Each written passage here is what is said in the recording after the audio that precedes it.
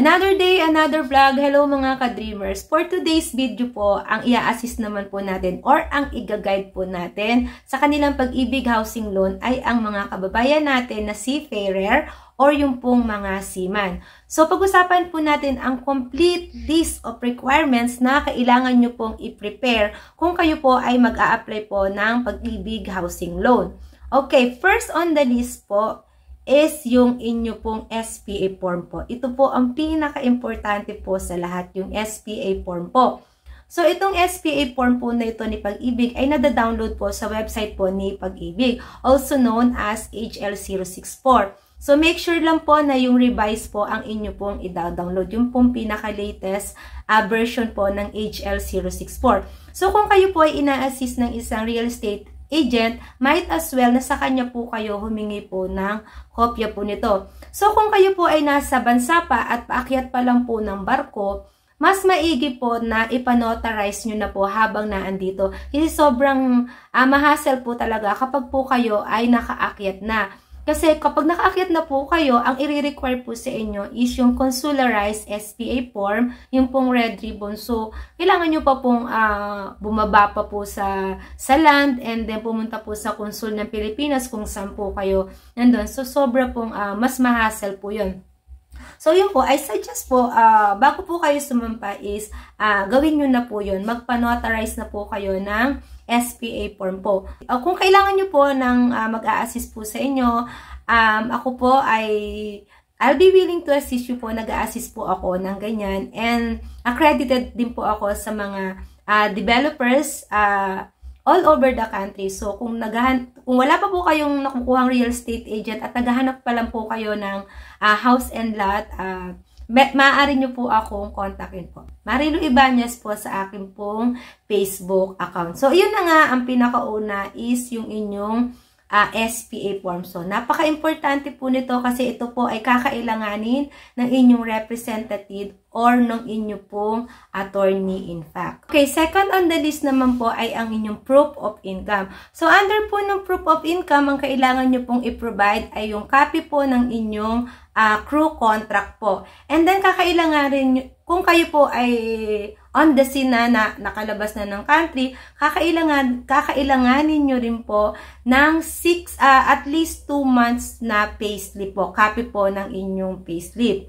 Okay, third on the list po is yung proof of identification. So, kailangan po dito ay government issued ID. So, dyan po sa playlist ko, meron po dyan akong ginawang video kung ano po yung mga list po, complete list po ng ina-accept po ni Pag-ibig na mga valid ID, mga government issued ID. Kakailanganin nyo rin po ng, yun po, like I said, copy po ng inyong seaman's book and copy po ng inyong passport. So, doon po sa passport, kailangan po yung page ng entry and exit po ninyo. So, kailangan po ito ay malinaw na kopya. So, mas maganda po kung ito po ay inyo pong i-scan. So, hindi po yung basta pinicturean lang. Para po malinaw na malinaw at readable po yung inyong page po ng inyong passport. Kasi kailangan po makita po kasi doon yung date kung kailan po kayo umalis po. So, napaka-importante po nyo. So, yung page po na yon ng inyong passport. And then, kakailanganin nyo din po ng 1x1 picture ID. So, hindi po ito yung parang sinag-selfie, ganon. So, kailangan nyo po yung talagang sa mga studio po, siya pinrint.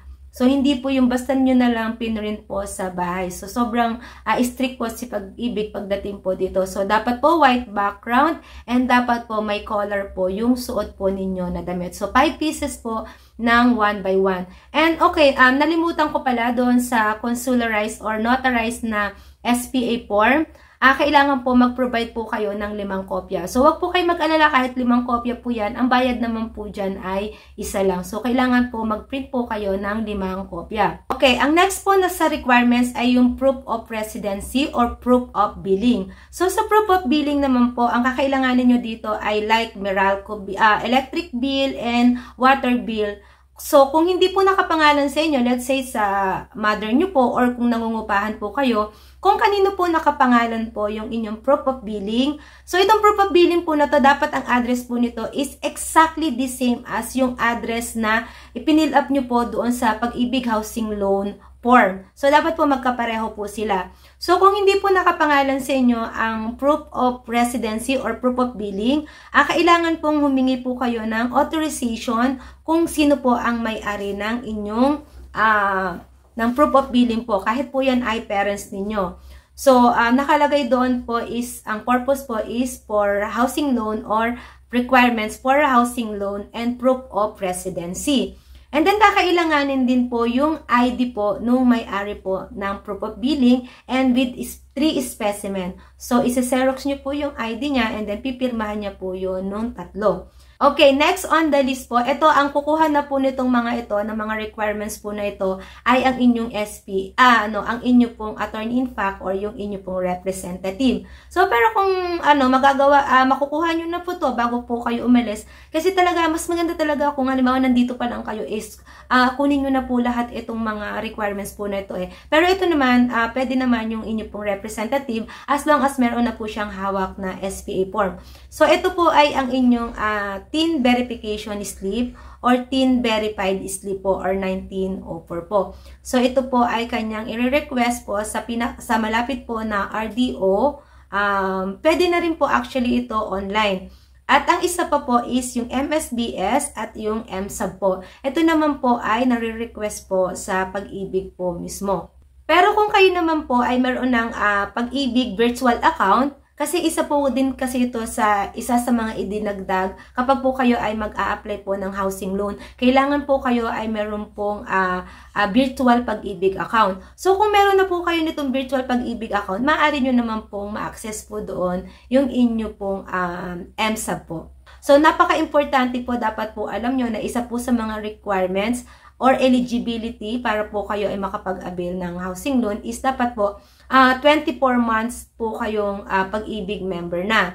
So, kung hindi pa, dahil bago pa lang halimbawa kayo nag-work, might as well na mag-lump sum na po kayo. And then, kung ang kukunin nyo naman po na bahay ay under developer po at kayo po ay magbabayad pa lang ng equity, so okay naman po yun, basta continuous lang po yung paghuhulog po ng company ninyo sa inyo pong monthly contributions po. So, hindi nyo na po kailangan po na mag-lump sum.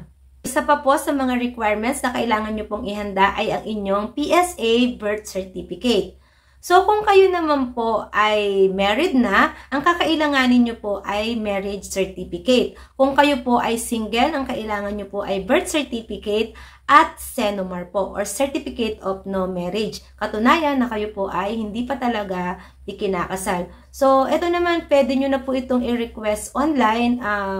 Madali na po yan. 7 days lang naman natatanggap nyo na po yan, door to door. Pero kung gusto nyo po ng personal na kuhain, pwede naman po yang i-request po ng inyong SPA or ng inyong attorney-in-fact. At kapag naman po kayo ay kasal, like I said, ang kailangan nyo po ay Certificate of Marriage or Marriage Certificate. So, kakailanganin din po ang government-issued ID po ng inyong asawa po. Okay, last but not the least, kailangan nyo rin pong i-provide ang inyong e-ticket. So, yung pong ticket nung kayo po ay umalis at dapat po malinaw po doon, nandun po yung inyong pangalan. So, iyan po ang isa sa mga hihingin pa rin po sa inyo. And, in the future po, kapag po kayo ay malapit na pong ma-loan take out, isa pa rin po sa hihingin po siguro sa inyo ay ang